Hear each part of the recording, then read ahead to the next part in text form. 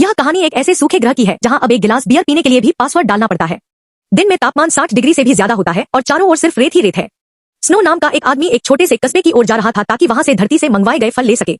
रास्ते में एक पहाड़ी से गुजरते हुए वह एक अजीब सी जेल के पास से गुजरा जिसमें पानी चुराने वालों को कैद किया गया था। उन्हें इतनी तेज धूप में रखा जाता था कि उनके शरीर से पानी भाप बनकर उड़ जाता था और उस भाप को दोबारा इकट्ठा करके इस्तेमाल किया जाता था। इससे अंदाजा लगता है कि इस ग्रह पर पानी की कितनी ज्यादा कमी है। कस्बे में पहुंचने के बाद स्नो ने अपना पैकेट लिया और बियर पीने लगा, लेकिन उसे नहीं पता था कि उसका नाम अब वांटेड लिस्ट में आ चुका है। जैसे ही उसने बियर की एक घूंट ली, 3 इनामी शिकारी आ पहुंचे।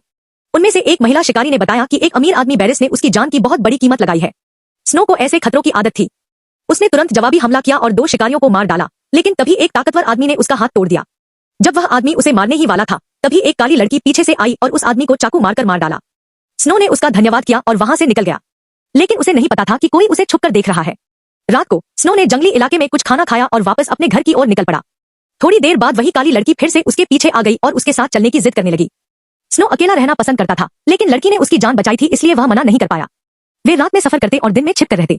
सिर्फ 2 दिन में स्नो का टूटा हाथ फिर से उगाया और 1 हफ्ते में वो पूरी तरह ठीक हो गया। दरअसल उसके शरीर में एक खास तरह का हार्मोन बनता है जो उसकी कोशिकाओं को दोबारा पैदा कर देता है। इस वजह से वो कभी बूढ़ा नहीं होता और मरता नहीं। यही कारण था कि बैरिस ने उस पर इनाम रखा था। रास्ते में उस लड़की ने अपने असली का खुलासा किया। वह धरती की एक जासूस थी और उसका मकसद भी स्नो के जीन को पाना था। लेकिन वह चाहती थी कि स्नो अपनी मर्जी से वापस धरती पर जाकर रिसर्च में मदद करे ताकि सारी मानवता अमर हो सके।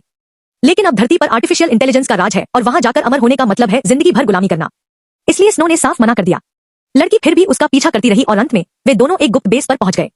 स्नो ने एक पत्थर का दरवाजा खोला और एक खुद की बनाई हुई लिफ्ट से ऊपर चढ़ने लगे।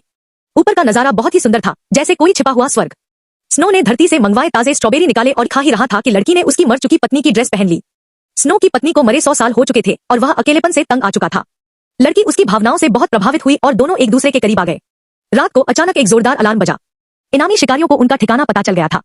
स्नो ने मौका देखकर कुछ दुश्मनों को मार गिराया और एक महिला शिकारी को बंधक बना लिया, लेकिन उसके साथियों ने उस पर भी गोली चला दी और उसे मार डाला। स्नो भागने ही वाला था कि उसे भी गोली लग गई। तभी काली लड़की ने आकर उसकी जान बचा ली। फिर अचानक वह लड़की दोबारा जिंदा हो गई। असल में वह एक मेटल ह्यूमन थी, यानी एक तरह की रोबोटिक इंसान। कई साल पहले उसे भी एक हादसे में बहुत चोटें आई थी और उसे जिंदा रहने के लिए मशीन में बदलना पड़ा था। उसने स्नो का साथ इसलिए दिया क्योंकि वह भी उसकी तरह अकेली थी और दर्द झेल रही थी। आखिरकार 2 अकेलेपन में डूबे लोग एक दूसरे का सहारा बन गए और उस बंजर ग्रह पर साथ में एक नई जिंदगी शुरू कर दी, बिना किसी शर्म के, पूरी आजादी से।